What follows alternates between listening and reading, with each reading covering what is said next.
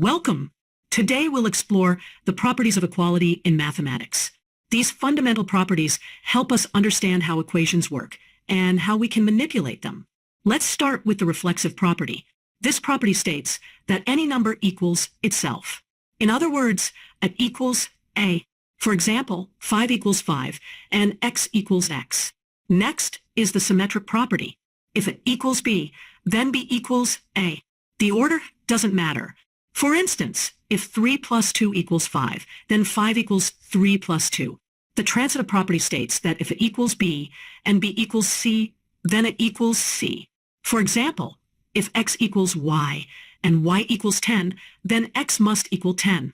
The addition property tells us that if it equals B, then adding the same number C to both sides maintains the equality. For example, if x equals 5, then x plus 3 equals 5 plus 3.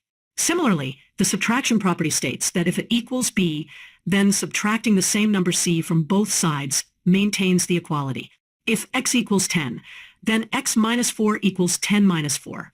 The multiplication property shows that if it equals B, then multiplying both sides by the same number C preserves the equality. For instance, if x equals 4, then 3 times x equals 3 times 4. The division property states that if it equals B and C is not 0, then a divided by C equals B divided by C. For example, if x equals 12, then x divided by 3 equals 12 divided by 3. Remember, we can't divide by 0.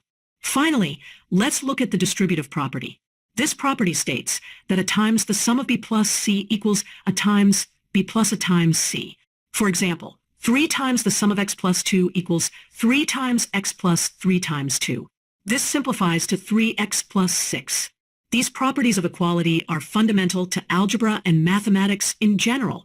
Understanding them helps us solve equations and manipulate mathematical expressions correctly.